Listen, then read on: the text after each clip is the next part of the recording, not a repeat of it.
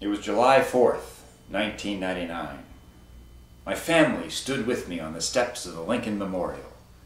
The sun had just retreated, giving way to the passing of another American day, another year of American existence gone by. My wife, my daughter, and son had scaled down the steps to buy bottled spring water. From my perch, I watched them, all three the same size now. In the years since my coming, we had become as real as a family could rightly be in the last breaths of the 20th century. Soon the twins would be off to college, and I would be, for the first time, alone with my wife, a backwards transgress through the narrative of a marriage. Just then the first rockets struck up from places unknown. The sky turned orange, decorated with the fire of falling ash. In the light, only the edges of my family still stood, leaned all back to look skyward at what was happening. And so I too looked upward. But instead of the sky at that moment, I was given privy to a different image.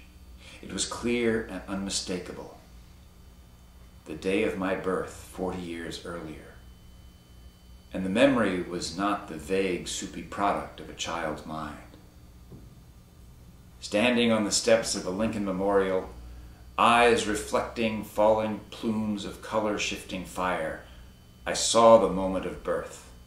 I saw myself coming into the world. It was not that the two moments had folded over to meet, beginning to present, but had condensed, joined by all things between, to exist all total in one zero-dimensional point, my life one present event, a static instant no longer moving forward.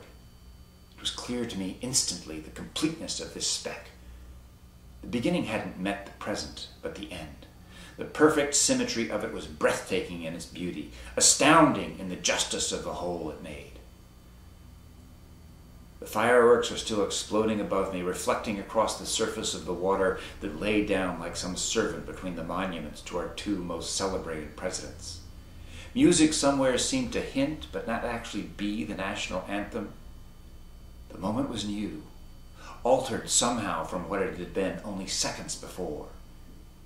It was as if a separate reality had been constructed, spliced in to move forward in parallel. But in truth, nothing had changed but me. The place where I was standing, the area in which my molecules had gathered to form a person, was now vacant. I was gone from the earth. But if I could see the spot from which I had disappeared, then there must be something left of me. The question was